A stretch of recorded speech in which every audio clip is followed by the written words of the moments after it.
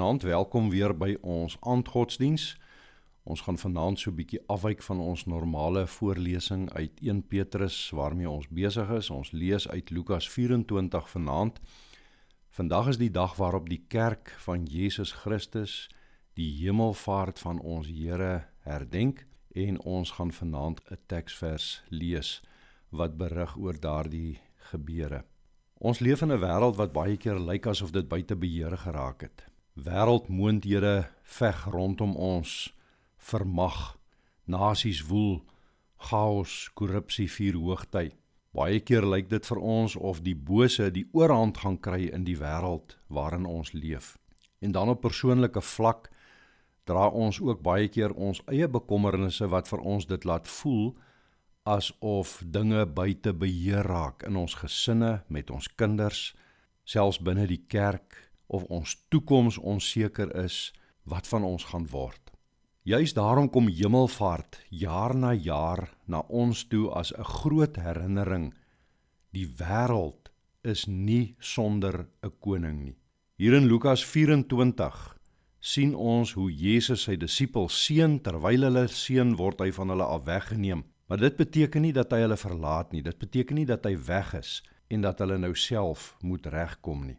Kom ons lees net 'n bietjie oor hierdie gebeure uit Lukas 24 en ons gaan lees vanaf vers 44.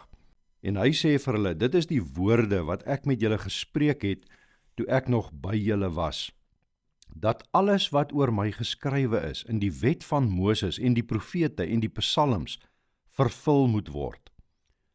Toe open hy hulle verstand om die skrifte te verstaan en hy sê vir hulle, so is dit geskrywe en so moes die Christus ly en op die 3de dag uit die dode opstaan en bekering en vergewing van sondes in sy naam verkondig word aan al die nasies van Jerusalem af en verder.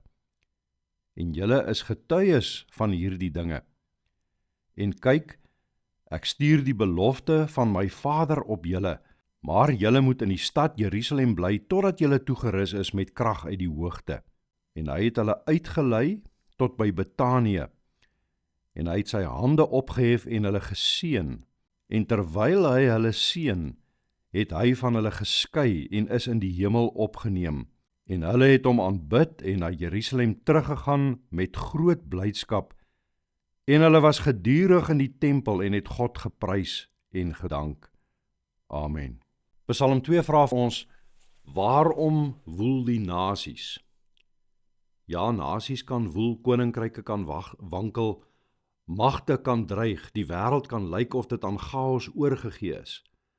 Maar die hemelvaart van Jesus Christus sê vir ons, daar is iemand op die troon, iemand wie se naam ons ken, iemand wat terwille van ons aan die kruis gesterf het, Jesus Christus, die een wat ons so innig liefhet dat hy sy eie lewe vir ons gegee het, sit op die troon. Hy heers die wêreldgeskiedenis, hy heers oor sy kerk, hy regeer oor ons lewens, hy regeer ook wanneer ons dit nie sien nie. Daarom is die hemelvaart van Jesus Christus nie net 'n koue, dogmatiese leerstuk van die kerk nie. Dit is lewende, warm troos vir 'n bang en 'n bekommerde hart. Die hemelvaart sê vir jou, jy is nie aan jouself oorgelaat nie. Jou gesin is nie aan die chaos van hierdie wêreld oorgelaat nie. Die kerk is nie aan die mag en die grille en giere van mense oorgelaat nie.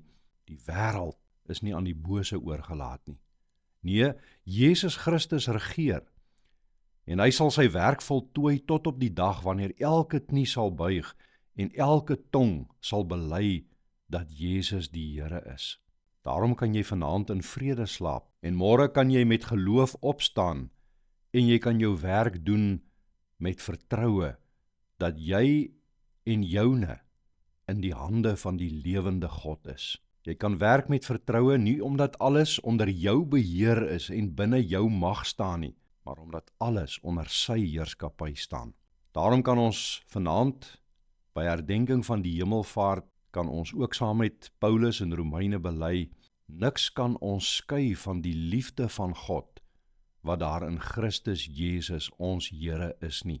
Hy is op die troon, hy heers tot in ewigheid. Kom ons bid saam.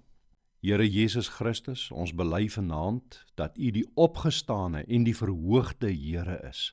Ons kyk baie keer na die wêreld en ons raak bang, ons sien die chaos, die magstryd, die korrupsie, onsekerheid en boosheid. Ons wonder oor ons eie toekoms, oor die van ons kinders, die van die kerk.